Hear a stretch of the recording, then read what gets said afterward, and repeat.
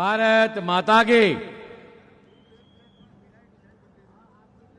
આજે આ દાહોદના ગરબાડા તાલુકામાં સૌને મારા રામ રામ છે ભાઈ। આજે આ મંચ ઉપર ઉપસ્થિત આપણા જિલ્લાના અધ્યક્ષ એવા જ આપણા સાંસદ શ્રી, ધારાસભ્ય શ્રી, પ્રદેશના મહામંત્રી, આ ઝોનના ઇન્ચાર્જ હિતુભા, શ્રદ્ધેય મંચ અને આપ સૌ અહીંયા ખૂબ મોટી સંખ્યામાં ઉપસ્થિત મારી માતાઓ, બહેનો, ભાઈઓ, છેલ્લા આ 15 દિવસથી આખા ગુજરાતની અંદર જે રીતે ચૂંટણીનો પ્રચાર ચાલી રહ્યો છે અને ત્યારે સાચા અર્થમાં દેશની અંદર આ મારા આદિવાસી સમાજના ભાઈઓ બહેનો દ્વારા જળ, જમીન ને જંગલની જે રક્ષા કરી રહ્યા છે એવા તમામ લોકોને મારા નતમસ્તક વંદન કરું છું।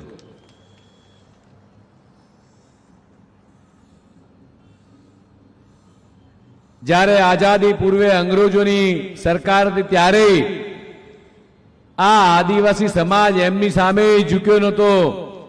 ભગવાન બિરસા મુંડાજી હોય કે વેગડા ભીલનું બલિદાન એ ક્યારેય આપણે મિત્રો ભૂલીશું નહીં। અને ત્યારે જે રીતે દેશના યશસ્વી પ્રધાનમંત્રી માનનીય મોદી સાહેબે ભગવાન બિરસા મુંડા નામની આખી કોલેજ બનાવી હોય, ગુરુ ગોવિંદના નેતૃત્વમાં એમના નામની આખી યુનિવર્સિટી બની હોય મિત્રો, અને ત્યારે આપણા બધાની વિશેષ ફરજ બને છે કે જે રીતે માનનીય પ્રધાનમંત્રી મોદી સાહેબ હોય કે ગુજરાતના મુખ્યમંત્રી માનનીય ભૂપેન્દ્રભાઈ પટેલ સાહેબ હોય, જે રીતે આદિવાસી સમાજની નાનામાં નાની બાબતોની જે ચિંતા કરતા હોય છે, એમના દીકરા દીકરીઓ સારી ઉચ્ચ શિક્ષણ મેળવી શકે, સારું ભણી શકે અને એના માટેની જે ચિંતા કરતા હોય છે, એ અંબાજીથી લઈ ઉમરગાંવ સુધી 14 જિલ્લા અને 52 તાલુકાની અંદર જે રીતે વિજ્ઞાન પ્રવાહની શાળા હોય, અહીંયા હમણાં જ જસવંતસિંહ કહેતા હતા કેટલી કોલેજ હોય, મેડિકલ કોલેજ હોય, આઈઆઈટી હોય, એકલવ્ય મોડેલ સ્કૂલનું નેટવર્ક હોય અને બે આદિવાસી યુનિવર્સિટી આપવાનું કામ કર્યું હોય તો ભારતીય જનતા પાર્ટી સરકારે કર્યું છે। મારા છેવાડાનો જિલ્લો આવું વર્ષો પહેલા કોંગ્રેસના લોકો કહેતા હતા। પ્રધાનમંત્રી માનનીય મોદી સાહેબ આ વ્યાખ્યા બદલી, છેવાડાનો નહીં પણ આ પ્રથમ જિલ્લો એટલે રાજ્યનો આ પ્રથમ જિલ્લો, અને આ જિલ્લાની અંદર સરકારની તમામ પ્રકારની યોજનાથી એ છેવાડાના વ્યક્તિ સુધી કોઈ પણ લાભ બાકી ના રહી જાય એની ચિંતા એ ભારતીય જનતા પાર્ટીની સરકાર કરી રહી છે। મેડિકલ કોલેજ હોય કે નર્સિંગ કોલેજ હોય, અને હવે તો મારા આદિવાસી ભાઈઓ બહેનો ને દીકરા દીકરીઓ પણ એ ડોક્ટર બનવા માંડ્યા છે। જસવંતસિંહજી ડોક્ટર બનવા માંડ્યા છે, એટલે ક્યાંય બહારથી ડોક્ટર લાવવાની ચિંતા નહીં। મારો આદિવાસી સમાજનો દીકરો કે દીકરી એ ભણી ગણીને મોટો વ્યક્તિ બને, ડોક્ટર બને, નર્સ બને, એન્જિનિયર બને, અને આજકાલ તો વિમાન ઉડાડતા થયા છે આપણા દીકરા દીકરીઓ। આ નાની વસ્તુ નથી મિત્રો। દાહોદ એટલે આખા દેશનું એક ધબકતું રેલવેનું આખું હૃદય, અને પ્રધાનમંત્રી માનનીય મોદીજીએ આ દાહોદના રેલવે વર્કશોપને આધુનિક બનાવી અહીંના સ્થાનિક હજારો યુવાનોને એ રોજગારી આપવાનું ઉત્તમ કામ કર્યું છે મિત્રો।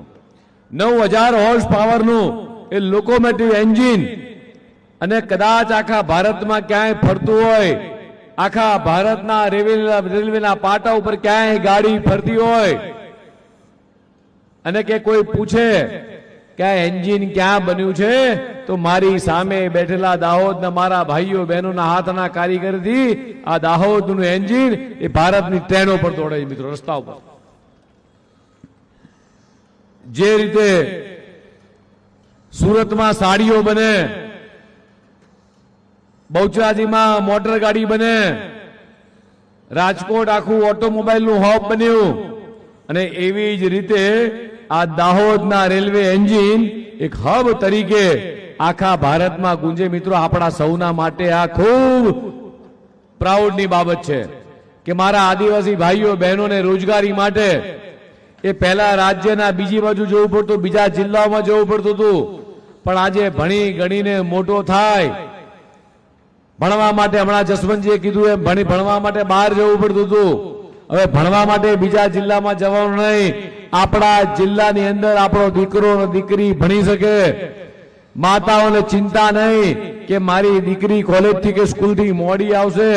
આપણા જિલ્લા, આપણા તાલુકામાં સારી કોલેજો, બધી જ વસ્તુ આ સગવડ ઊભું કરવાનું કામ કર્યું હોય તો દેશના યશસ્વી પ્રધાનમંત્રી માનનીય મોદી સાહેબે અને ગુજરાતના મુખ્યમંત્રી માનનીય ભૂપેન્દ્રભાઈ પટેલ સાહેબે.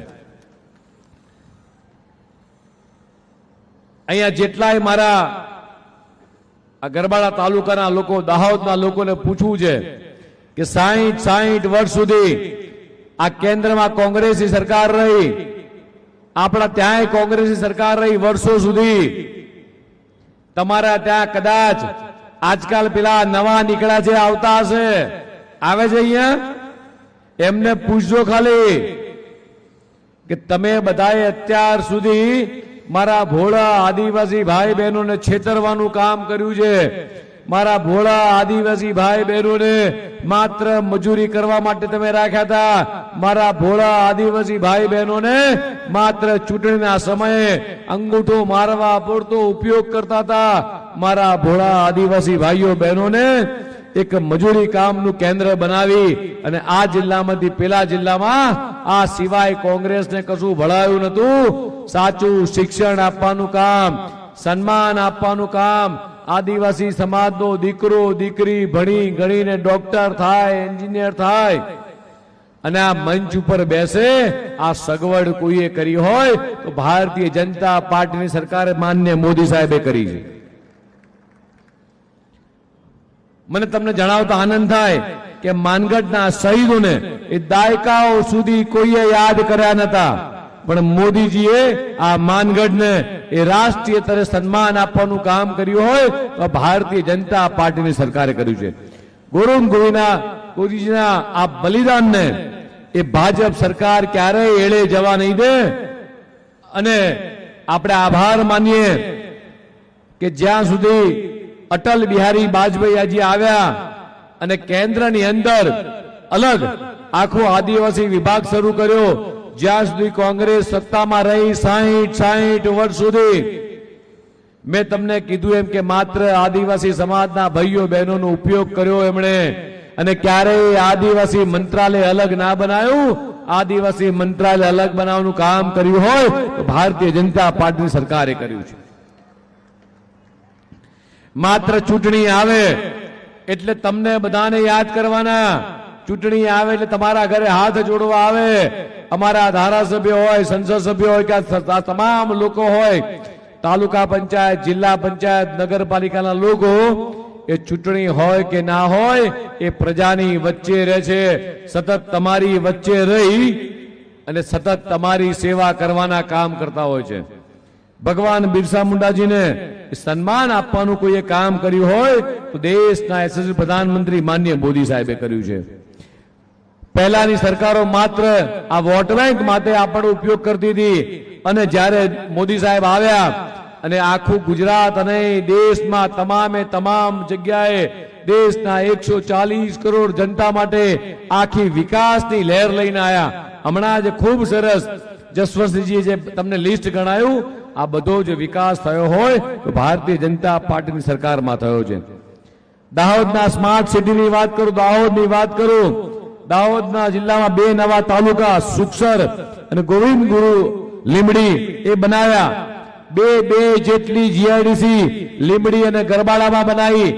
આના કારણે આગામી દિવસોની અંદર જે ઉદ્યોગો આવે, જે કારખાના આવે, મારા આદિવાસી ભાઈઓ બહેના દીકરા દીકરીઓ ભણી ગણીને મોટા થાય, એ નોકરી ને રોજગારી માટે એ બીજા જિલ્લામાં જાય, બીજા રાજ્યમાં જાય, એના કરતા માનનીય ભૂપેન્દ્રભાઈ પટેલ સાહેબે આપણા દીકરાઓ દીકરી આપણા જિલ્લામાં રોજગારી કરી દે આ પ્રમાણેની યોજના કરી.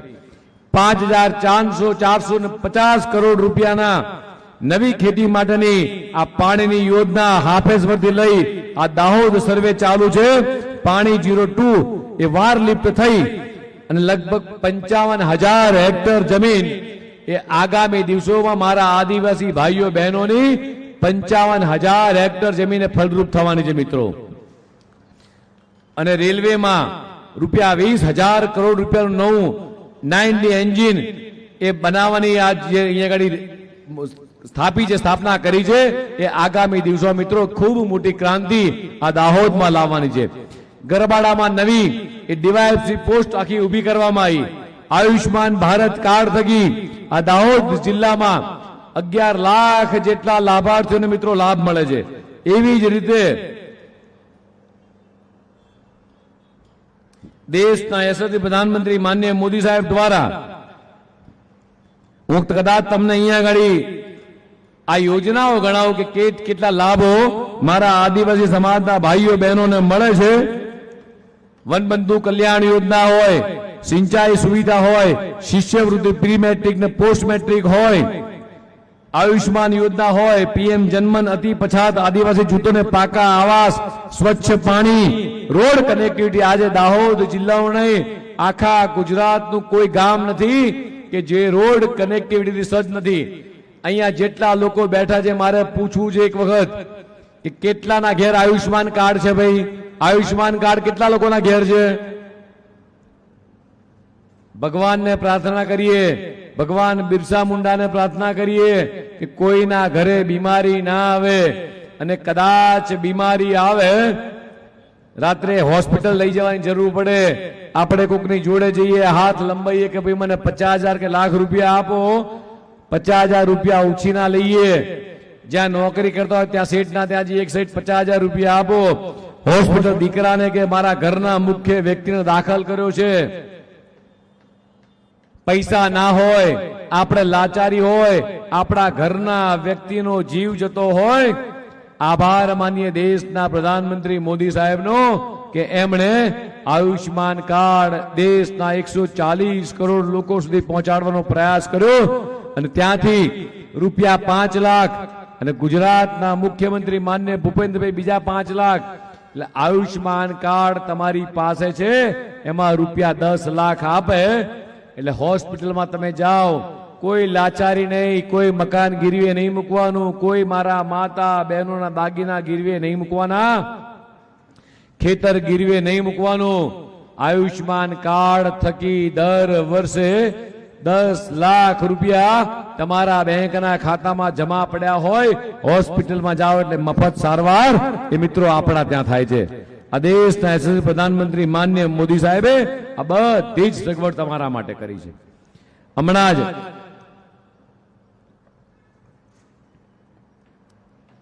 17 એપ્રિલ દિલ્હીની અંદર અમારી માતાઓ બહેનોને સન્માન આપવા માટે દેશના પ્રધાનમંત્રી માનનીય મોદી સાહેબ એ મહિલા વંદન અધિનિયમ બિલ જે લઈ આવ્યા. કોંગ્રેસના મિત્રો તમારા ઘેર આવે તો પૂછો કે તમને મહિલાઓ ક્યાં નડી? તમારા પરિવારની જ મહિલાઓ ખાલી આગળ આવે? મોટા મોટા તમારા ઘરની મહિલાઓ જ મારી આદિવાસી માતાઓ બહેનોને શું હક નથી કે આ મંચ ઉપર આવે? મારા આદિવાસી મહિલાઓને હક નથી કે ગુજરાતની વિધાનસભા હોય કે દેશની પાર્લામેન્ટ સુધી અવાજ ઉઠાવે? અને જ્યારે એના માટે પ્રધાનમંત્રી માનનીય મોદી સાહેબ આ બિલ લઈ આવ્યા ત્યારે કોંગ્રેસના રાહુલ ગાંધીએ, કોંગ્રેસના પ્રિયંકા ગાંધીએ, સોનિયા ગાંધી આ બધાએ આ મારી માતાઓ બહેનોનું અપમાન કર્યું છે. આ મારી માતાઓ બહેનોનું બિલ અટકાવ્યું છે. આગામી દિવસોની અંદર અત્યારે 5 રાજ્યોની ચૂંટણી ચાલી રહી છે, ત્યાં પણ બહેનો માફ નહીં કરે. અને આ મારી સામે બેઠેલી માતાઓ બહેનો આ 26 તારીખે આ અપમાનનો બદલો જરૂરથી લેશે, જરૂરથી લેશે મારી બહેનો. દેશના પ્રધાનમંત્રી માનનીય મોદી સાહેબ હોય કે ગુજરાતના મુખ્યમંત્રી, આ તમે જે એક વોટ આ ભારતીય જનતા પાર્ટીને આપો છો, તમે આ એક વોટ જે કમળને આપો છો. હમણાં એક સરસ ગાયન વાગતું હતું કે જન સમર્થન ભાજપને, જન સમર્થન વિકાસને. આ તમારા એક વોટના કારણે તમે ધારાસભ્ય આપ્યા છે, સંસદ સભ્ય આપ્યા છે, એની સામે આપણા પ્રધાનમંત્રી માન્ય મોદી સાહેબ હોય, એ ગુજરાતના મુખ્યમંત્રી માન્ય ભૂપેન્દ્રભાઈ પટેલ સાહેબ હોય, સ્વચ્છ ભારત અભિયાન દેશના કરોડો લોકો સુધી, અહીંયા મારી માતાઓ બહેનો બેઠી છે, મારે એમને પૂછવું છે કે 25-30 વર્ષ પહેલા આપણા ઘેર બાથરૂમ કે ટોયલેટ નતા, અત્યારે આખા દેશના તમામે તમામ ગામ સુધી, તમામે ઘર સુધી આ શૌચાલય બનાવવાનું કામ કર્યું હોય તો ભારતીય જનતા પાર્ટીની સરકારે કર્યું છે. બેટી બચાવો બેટી પઢાઓ, જે હમણાં મને ચોપડા સન્માનમાં મળ્યા, આ ચોપડા પણ મેં આજ તાલુકા જિલ્લાની દીકરીઓને એ ભણવા માટે આપી દીધા. પ્રધાનમંત્રી માન્ય મોદી સાહેબ જ્યારે ગુજરાતના મુખ્યમંત્રી હતા ત્યારે એ દીકરીઓને, જસવંતસિંહજી તમને યાદ હશે કે આપણે દીકરીઓને આંગળી પકડી અને સ્કૂલે મૂકવા જતા હતા, એ દીકરી આજે એન્જિનિયર કે ડોક્ટર થઈ ગઈ હશે મિત્રો. એવી જ રીતે સુકન્યા સમૃદ્ધિ યોજના, દીકરીને ગંભીર બીમારી માટે મિશન ઇન્દ્રધનુષ યોજના, દીકરી રમત ગમતમાં આગળ વધે એના માટે ખેલો ઇન્ડિયા અભિયાન.